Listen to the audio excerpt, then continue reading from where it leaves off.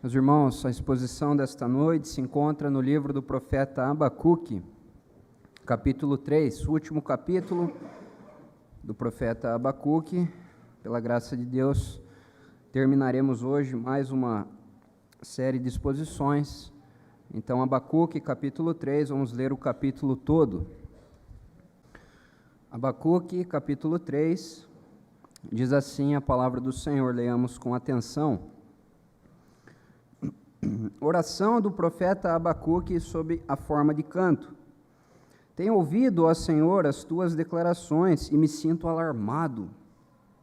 Aviva a tua obra, ó Senhor, no decorrer dos anos, e no decurso dos anos faze-a conhecida. Na tua ira, lembra-te da misericórdia.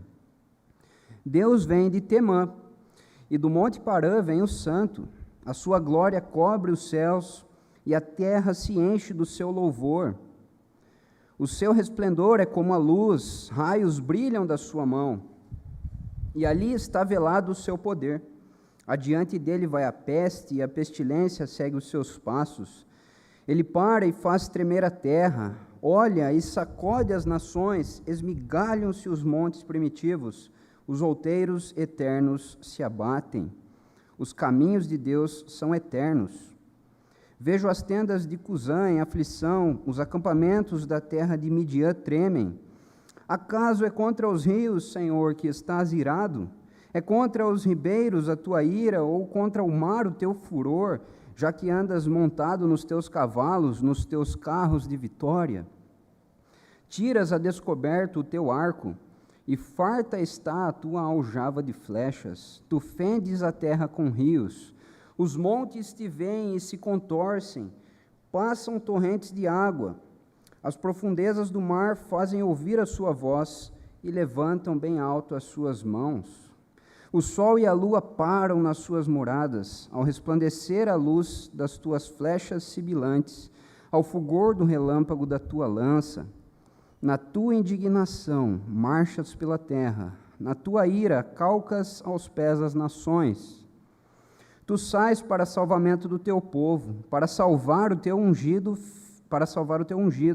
feres o telhado da casa do perverso e lhe descobres de todo o fundamento. Traspassas a cabeça dos guerreiros do inimigo com as suas próprias lanças, os quais como tempestade avançam para me destruir. Regozijam-se como se estivessem para devorar o pobre às ocultas. Marchas com os teus cavalos pelo mar, pela massa de grandes águas. Ouvi-o e o meu íntimo se comoveu. A sua voz tremeram os meus lábios. Entrou a podridão nos meus ossos e os joelhos me vacilaram, pois em silêncio devo esperar o dia da angústia que virá contra o povo que nos acomete. Ainda que a figueira não floresça, nem haja fruto na vide, o produto da oliveira minta, e os campos não produzam mantimento, as ovelhas sejam arrebatadas do aprisco, e nos currais não haja gado. Todavia eu me alegro no Senhor, exulto no Deus da minha salvação. O Senhor Deus é a minha fortaleza, e faz os meus pés como os da corça, e me faz andar altaneiramente. Ao mestre de canto, para instrumentos de cordas. Até aqui, irmãos, a leitura da palavra, vamos orar mais uma vez.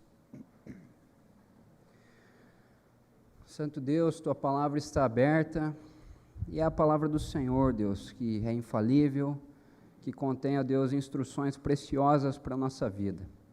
Por isso rogamos, Pai, que o teu Santo Espírito nos ilumine, para que nós entendamos tua palavra e pratiquemos a tua palavra ao longo desta semana, Pai. É a nossa oração, no nome de Jesus. Amém. Tanto sei estar humilhado, como também ser honrado. De tudo e em todas as circunstâncias já tenho experiência, tanto de fartura como de fome. Assim de abundância como de escassez, tudo posso naquele que me fortalece. Essas foram as palavras do apóstolo Paulo para a igreja de Filipos, uma igreja que passava por lutas, por aflições, e o próprio Paulo também, no momento da sua vida em que ele estava preso, caminhando já para o fim da sua jornada nesta terra, ele diz para esses irmãos: olha, eu eu passei por todas as coisas já. Eu passei por momentos de alegria, passei por momentos de luta, mas eu tudo posso naquele que me fortalece. Mesmo em meio às aflições e perseguições, Paulo exortou aqueles irmãos a viverem alegres no Senhor, viverem confiantes no Senhor, demonstrando que o seu contentamento estava na pessoa de Cristo, além das circunstâncias vividas. E é exatamente isso, irmãos, que o capítulo 3 de Abacuque nos ensina.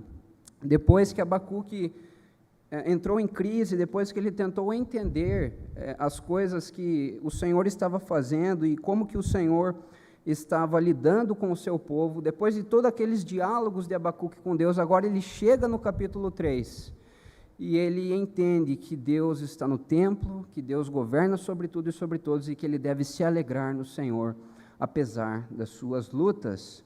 Por isso, o tema da exposição desta noite é: apesar das aflições, continue se alegrando no Senhor. Esta é a grande lição que nós tiramos aqui do capítulo 3, e é com base nesse tema que nós entenderemos o texto e depois entenderemos também aplicações para a nossa vida, o que esse texto tem para nos ensinar nos dias de hoje. Então, apesar das aflições, continue se alegrando no Senhor. Este é o tema do sermão desta noite. Como eu disse, irmãos, o livro de Abacuque, como temos visto, é um grande diálogo. É uma marca curiosa do livro de Abacuque, porque os profetas geralmente recebem mensagem da parte de Deus e transmitem essa mensagem ao povo. Mas Abacuque não é assim. Abacuque fica num diálogo com Deus. Na verdade, ele está inquieto, tentando entender o que está acontecendo na sua época, e ele pergunta para Deus por que está acontecendo isso. Por que o Senhor vai mandar uma nação estrangeira punir o seu próprio povo? Não faz sentido isso para mim. Então, ele questiona a Deus, ele busca entender por que essas coisas estão acontecendo. Então, ele questiona a Deus, Deus responde a Abacuque. Depois, Abacuque questiona de novo, Deus responde pela segunda vez. E então, agora, nós temos a famosa oração, a resposta de Abacuque a essa resposta de Deus. E agora ele não mais questiona a Deus, mas ele termina o seu livro com confiança, como um servo de Deus deve fazer. Então, apesar das aflições, continue se alegrando no Senhor. Vejamos o que diz o verso 1 do capítulo 3. Oração do profeta Abacuque sob a forma de canto. Então, o que nós temos aqui é uma oração. Abacuque ora.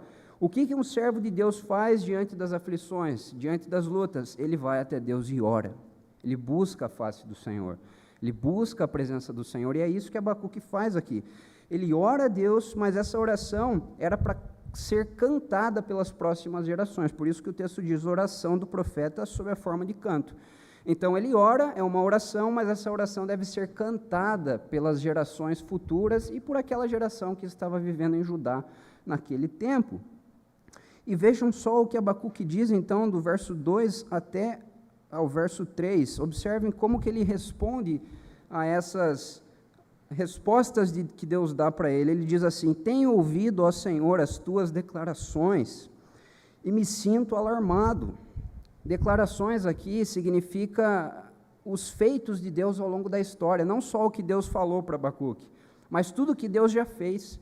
Abacuque era alguém instruído na lei do Senhor, provavelmente ele tinha acesso aos pergaminhos, ele conseguia ler a palavra do Senhor, e agora ele diz: Senhor, tenho ouvido as tuas declarações, eu sei quem é o Senhor, eu conheço a sua fama, ó Deus, é isso que ele está dizendo para Deus.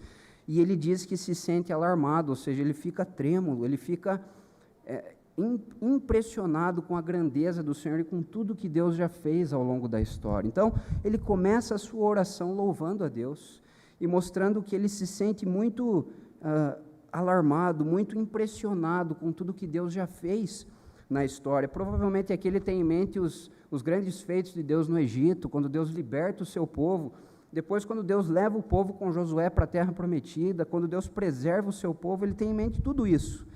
E aí, por isso, então, ele pede: Senhor, já que o Senhor fez tudo isso, já que o Senhor é esse Deus grandioso, aviva a tua obra, Senhor.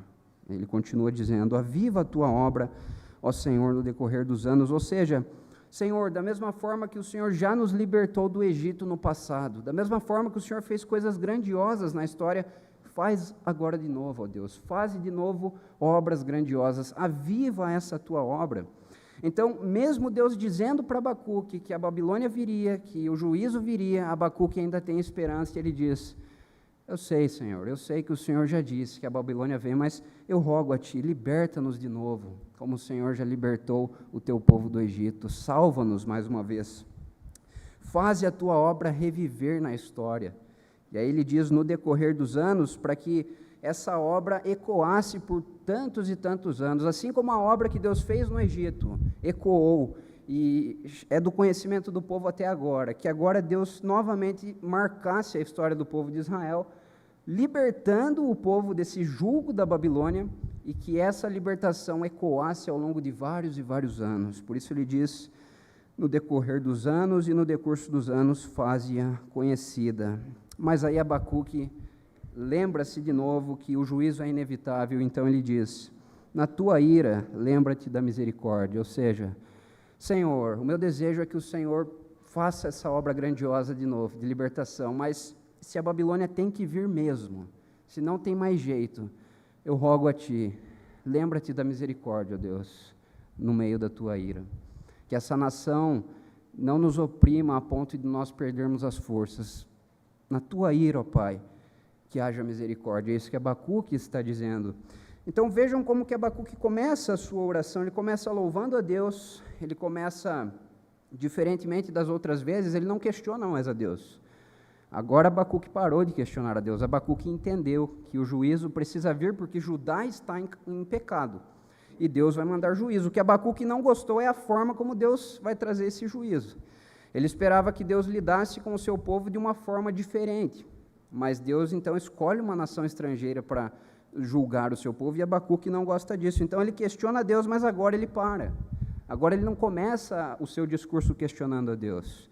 Ele começa o seu discurso louvando a Deus, manifestando sua esperança de que, Senhor, se possível, faze de novo essa obra grandiosa de libertação. Mas se não, que na Tua ira, ó Deus, haja misericórdia, que a Tua ira seja temperada com misericórdia, que o Senhor tenha misericórdia de nós. E então ele continua, agora a partir do verso 3 até o verso 15, o que Abacuque vai fazer é contar a história de Deus, contar o que Deus fez ao longo da história e como Deus se manifestou de forma gloriosa diante dos seus adversários. Então, observem o que diz o verso 3. Deus vem de Temã, e do monte Parã vem o santo. Por que Abacuque usa essas palavras Temã e Parã? Porque eram regiões no caminho entre o Sinai e a terra prometida. Então, aqui é um marco onde Deus se encontra com o seu povo. Abacuque está lembrando o início da caminhada de Deus com Israel. Aquele marco no Sinai, Deus leva Israel para o Sinai, e agora Deus, depois do Sinai, depois de dar a sua lei para Israel, Deus vai conduzi-los até a terra prometida. E Temã e Parã eram regiões naquela encruzilhada, eram próximas da região do Sinai. Então eram regiões de marco, eram regiões que ficaram marcadas na história do povo, porque Deus, naquelas regiões, encontrou o seu povo e o libertou. E estava levando o seu povo para a terra prometida. E Abacuque então segue descrevendo que a glória do Senhor cobre os céus e a terra se enche do seu louvor, ou seja, ele vai mostrar que a glória de Deus é tão grande que essa glória encheu toda a terra, como Deus tinha dito um pouco antes, no capítulo 2, nós vimos que a glória do Senhor encheria a terra como as águas cobrem o mar, e Abacuque está falando dessa glória agora, ele está dizendo, vejam, essa é a história do Senhor, Deus veio lá de Temã, e do deserto de Parã, do monte Parã vem o santo, ou seja, ele foi buscar o seu povo lá naquelas regiões, e conduziu o seu povo ao longo de todo o deserto, e a sua glória está enchendo toda a terra, desde o Sinai até a terra prometida. Deus encheu de glória os locais por onde ele passou. Tanto é que lá no verso 7 diz assim, vejo as tendas de Cusã em aflição, e os acampamentos da terra de Midian tremem, ou seja, à medida que Deus passava com o seu povo, à medida que Deus levava o seu povo para a terra, as nações pagãs ao redor tremiam, sentiam medo do Senhor, porque a fama do Deus de Israel correu por toda a terra, a sua glória estava enchendo a terra. Cusã e Midian aqui provavelmente eram povos nômades que viviam perto daquela região do Sinai. Então, ao observarem a glória do Senhor, a fama do Senhor e como Deus libertou, derrotou a maior potência da época, que era o Egito, essas tribos nômades se estremeceram, elas se assustaram, elas disseram, o que será de nós agora? Se Deus fez isso com o Egito, o que será de nós? Então eram tribos nômades que ficavam provavelmente naquela região ali do Sinai, próxima ao Sinai. Não tão perto, mas relativamente perto para a época. Então as tendas de Cusã e o acampamento de Midian tremiam, estremeciam. E o verso 8 traz uma pergunta que não precisa de resposta, uma pergunta retórica, porque é aquele tipo de pergunta que, na verdade, é uma afirmação. Vejam, o verso 8 diz: acaso é contra os rios, Senhor, que estás irado? É contra os ribeiros a tua ira, ou contra o mar o teu furor? Em outras palavras, o texto está dizendo, é claro que não é contra os rios que Deus está irado, nem contra os ribeiros. Deus está irado contra nações. E Abacuque está falando isso porque ele está se apegando a essa esperança. Embora a Babilônia venha, embora ela nos destrua, embora ela nos leve para o cativeiro, Deus está irado contra a Babilônia. E Deus vai julgar a Babilônia. Então, obviamente não é contra os rios que Deus está irado, não é contra a sua criação, mas é contra as nações pagãs. Até porque o texto coloca Deus como um guerreiro valente, que ele está montado nos seus cavalos. Vejam o final do verso 8. Andas montado nos teus cavalos e nos teus carros de vitória, ele está também. Então, essa imagem de um guerreiro, alguém com força militar, Deus está sendo descrito por Abacuque como esse guerreiro glorioso que tira o seu povo do Egito, conduz esse povo por toda a terra até chegar à terra prometida, e à medida que ele avança e as nações atacam Israel, Deus destrói esses povos. Deus está irado com esses povos, porque esses povos estão afrontando o povo que ele escolheu para si, o povo de Israel. Então, o que Abacuque está fazendo aqui no início, irmãos, é se apegar à história. E isso é uma lição para nós já. Toda vez que estamos aflitos, toda vez que estamos angustiados, o que nós temos que fazer? Lembrarmos-nos da história. Lembrarmos-nos de que Deus conduz a história, de que Deus está no controle da história. Se você anda angustiado, aflito por alguma situação no seu trabalho, por alguma situação no seu lar, por causa da situação do nosso país, você tem que parar, respirar e lembrar-se: qual é a história da minha vida? Eu faço parte do povo de Deus. É engraçado como nós ensinamos para as crianças a história de Israel e deixamos muito claro para elas que é a história de Israel.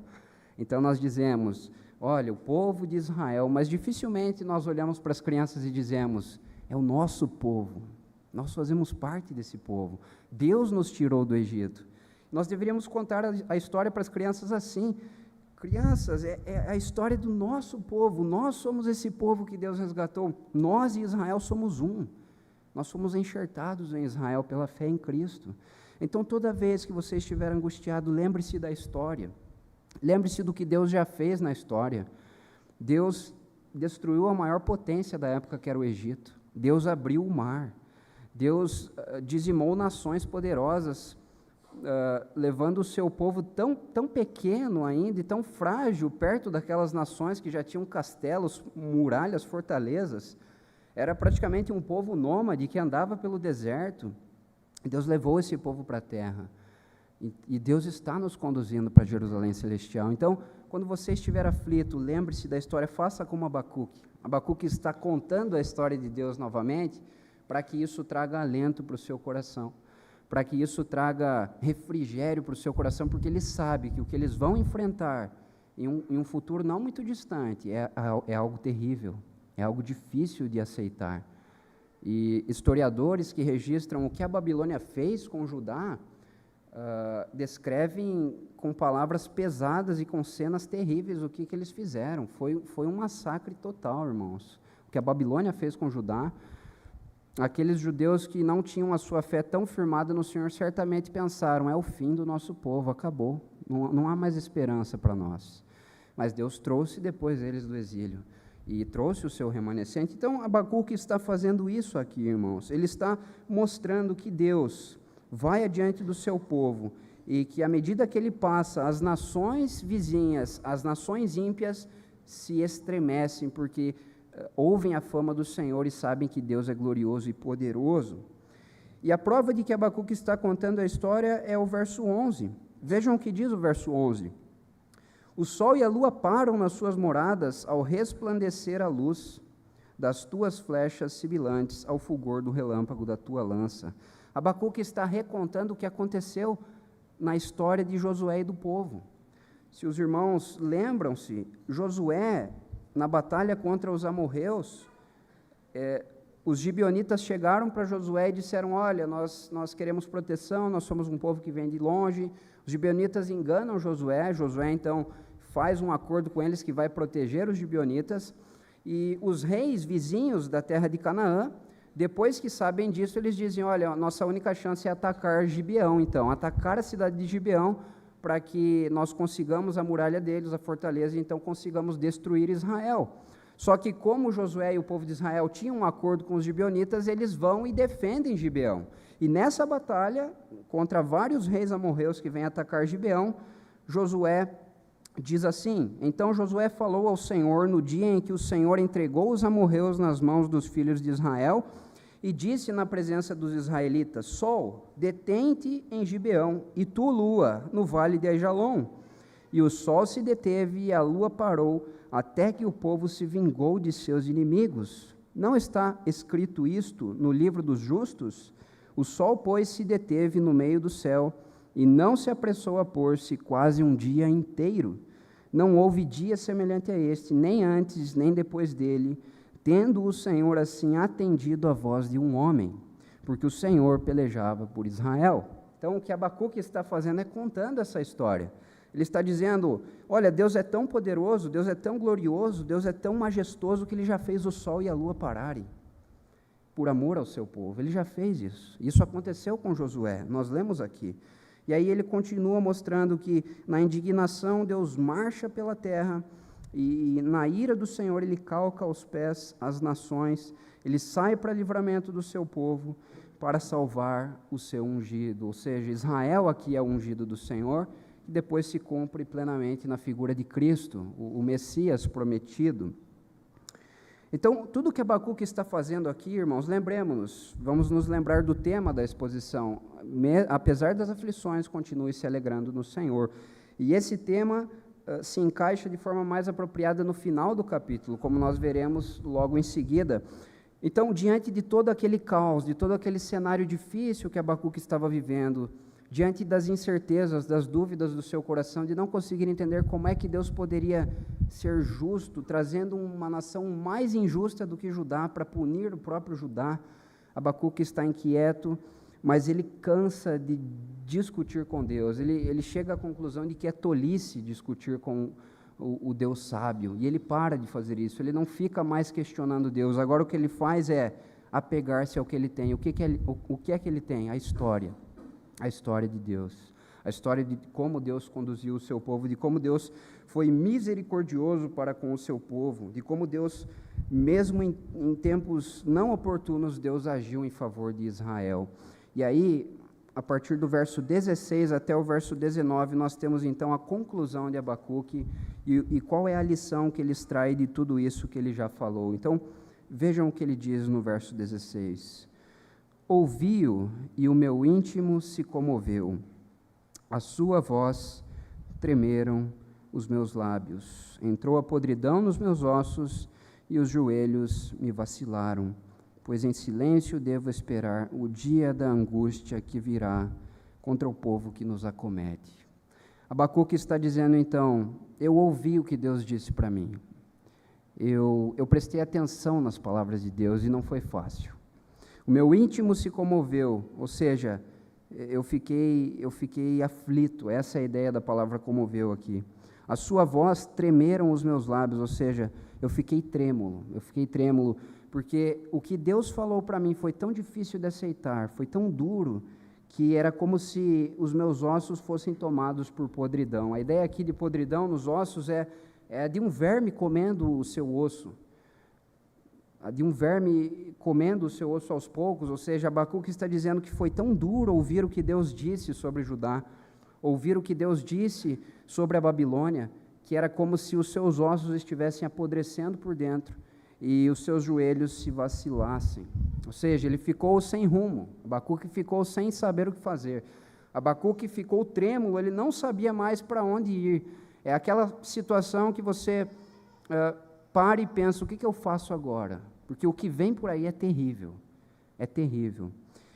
E aí Abacuque entende finalmente que ele deve aguardar em silêncio o dia da angústia que virá sobre o povo que acomete Judá, ou seja, aqui é uma referência à Babilônia. Ele entendeu, ele não tem mais que ficar questionando a Deus, ele tem que aguardar em silêncio, calado, o dia da angústia que vai vir sobre a Babilônia. Deus já disse, nós vimos na exposição passada 5 ais sobre a Babilônia. Deus disse por meio dos povos, ai da Babilônia, que ela enriquece à custa das nações, chegará o dia dela, ai da Babilônia, ela será destruída, nós vimos isso. E o que Abacuque está dizendo é, Senhor, eu entendi, eu tenho que aguardar em silêncio, no dia certo o Senhor vai trazer juízo sobre a Babilônia. A mim cabe aguardar em silêncio o dia da angústia, ou seja, da aflição que virá contra o povo que nos acomete. A palavra acomete aqui é atacar, contra o povo que nos ataca, que nos oprime.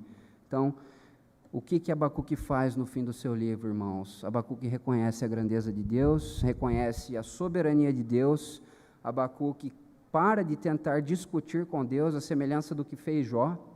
Jó, depois de passar por toda aquela aflição, ele clama, Senhor, onde está o Senhor? Era melhor eu ter morrido já. E aí Deus, depois de algum tempo, Deus vem e coloca Jó no seu lugar. Deus sabe que essas situações não são fáceis para os seus servos, mas o caminho para os servos de Deus não é nunca tentar dialogar e discutir com Deus, é aceitar o que Deus tem.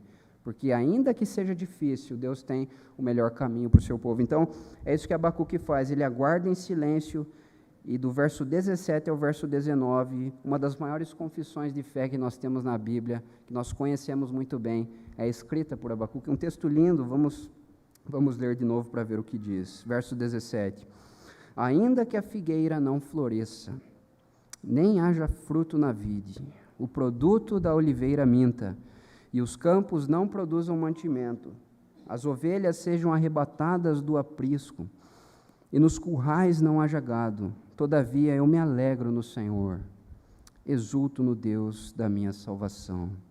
O Senhor Deus é a minha fortaleza e faz os meus pés como os da corça e me faz andar altaneiramente. É o mestre de canto para instrumentos de cordas. O que Abacuque está fazendo aqui? Ele está confessando o nome do Senhor, mesmo em um cenário de completo caos. Observem que as 3 árvores principais para os judeus são mencionadas aqui. Primeira, figueira, os judeus faziam uso dos figos. Segunda árvore, videira, e depois oliveira. As 3 árvores principais para os judeus são mencionadas. O que Abacuque está dizendo é, tudo vai acabar. E quando ele faz uso da palavra, da expressão ainda que, ele não está dizendo talvez isso aconteça, talvez a figueira não floresça, talvez não haja fruto na vide, não é isso. Abacuque está dizendo, mesmo que isso aconteça, e eu sei que vai acontecer. Então essa expressão ainda aqui é diferente do uso que Paulo faz lá em 1 Coríntios 13, quando Paulo diz, ainda que eu tenha tantas coisas e faça tantas coisas, se eu não tiver amor, será inútil. Lá é uma expressão hiperbólica, Paulo está dizendo, mesmo que fosse possível fazer tudo isso, se não tivesse amor, não valeria nada.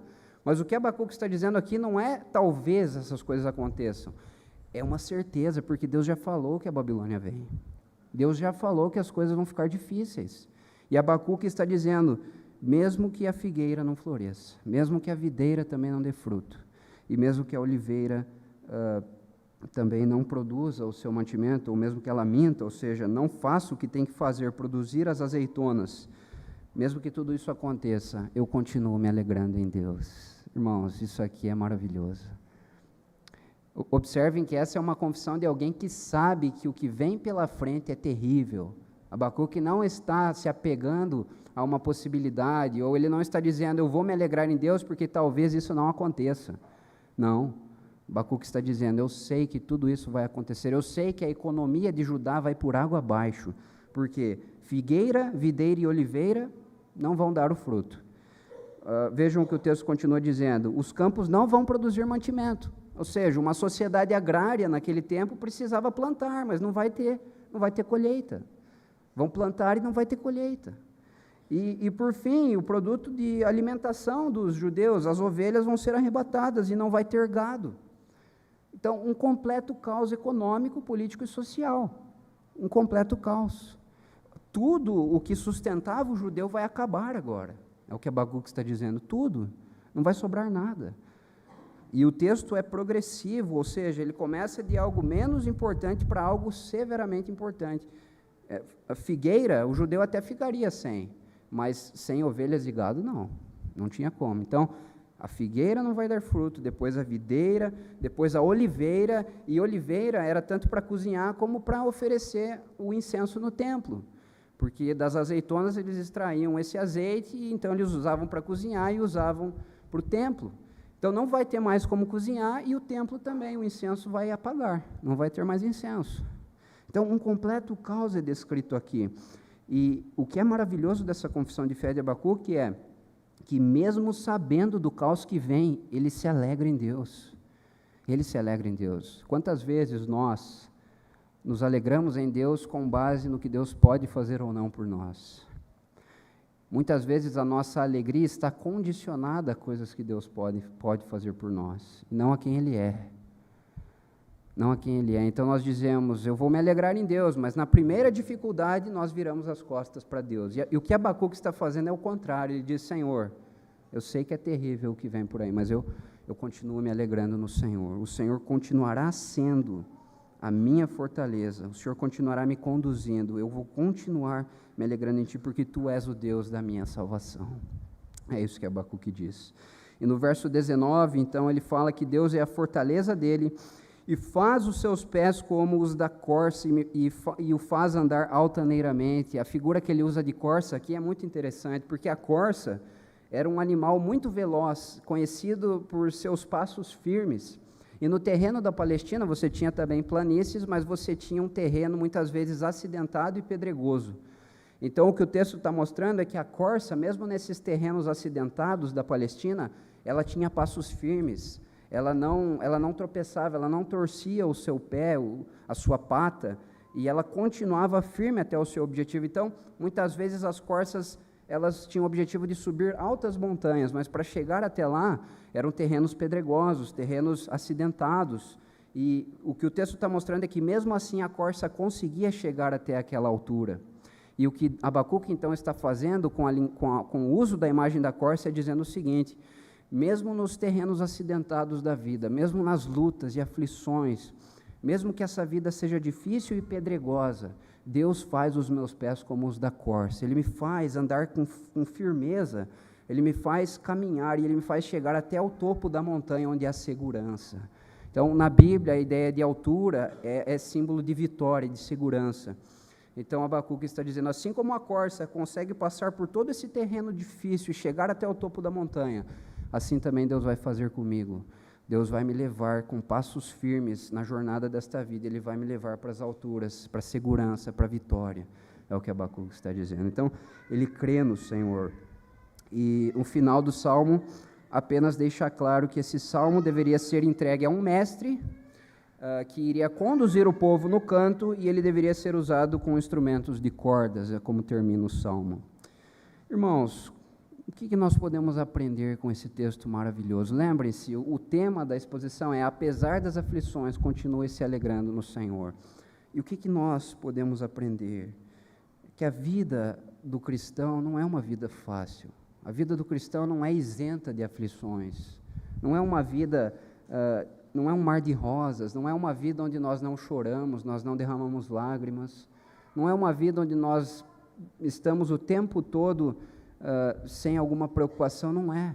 A vida do cristão é árdua, é difícil, é aflitosa, é angustiante muitas vezes. Nós passamos por lutas, nós passamos por dificuldades, nós passamos por momentos em que parece que o chão desabou e não há mais o que fazer. Nós sofremos, irmãos. A história do povo de Deus é uma história de sofrimento, mas também é uma história de vitória, porque é uma história que olha para o Deus que sustenta o povo e não para o povo que caminha com suas próprias forças. E é o que Abacuque está fazendo neste salmo. Depois de engolir com dificuldade o que Deus disse para ele, porque ele não gostou, como já vimos, ele não gostou do que Deus disse, mas ele entendeu que tinha que ser daquele jeito. Mas depois disso, como é que ele termina o seu livro? Com esperança. O mesmo Abacuque que começa o seu livro questionando a Deus, vejamos o que diz o versículo 2 do capítulo 1, observem. Abacuque 1, verso 2. Até quando, Senhor, clamarei eu e tu não me escutarás? Gritar-te-ei violência e não salvarás? Agora observe o verso 13 do capítulo 1. Tu és tão puro de olhos que não podes ver o mal e a opressão não podes contemplar. Por que, pois, toleras os que procedem perfidamente e te calas quando o perverso devora aquele que é mais justo do que ele? Então vejam como que Abacuque começa o seu livro, questionando, lutas, aflições, sem entender, dúvidas no coração. Mas como é que ele termina o seu livro? Verso 18. Ainda que tudo isso dê errado, todavia eu me alegro no Senhor, exulto no Deus da minha salvação. Por isso que muitos dizem que Abacuque é um grande salmo. Não só esta última parte, mas todo o livro. Por quê? Porque muitos salmistas começam questionando, Senhor, até quando isso vai acontecer? E como que eles terminam? Eu confio em Ti, Senhor. Eu descanso em Ti. Então Abacuque está fazendo isso. Abacuque é apenas um retrato de cada cristão, de todos nós. Porque é um retrato de alguém que tem suas lutas, de alguém que não entende às vezes os caminhos de Deus, de alguém que busca respostas para as suas dúvidas, para os seus questionamentos, mas é um servo fiel. Por quê? Porque no final das contas ele se submete a Deus e ele diz, Senhor, mesmo que eu não entenda, mesmo que tudo isso aconteça, mesmo que a nossa nação seja devastada, e eu sei que vai ser, mas eu continuo me alegrando em Ti. Tu continuas sendo o Deus da minha salvação. Eu exulto em Ti, Senhor. E assim nós devemos ser, irmãos. Nem sempre nós teremos respostas para as nossas dúvidas. Vejam, a Bíblia não é um manual para nos responder cada dúvida que nós temos. Não é assim que a Bíblia funciona. Deus não é o nosso servo que tem que nos dar satisfação por tudo que nós passamos. Às vezes nós tratamos a Bíblia assim. E é impressionante como o pecado faz isso conosco, mesmo nós sabendo que nós somos criatura e Deus é o Criador. O que nós fazemos o tempo todo com Deus? Nós queremos colocá-lo na nossa mão e queremos tirar satisfações com Deus. E é isso que o pecado faz conosco. Então, muitos cristãos se frustram porque eles olham para a Bíblia como um manual que tem que satisfazer todas as dúvidas do seu coração, mas a Bíblia não foi dada para isso.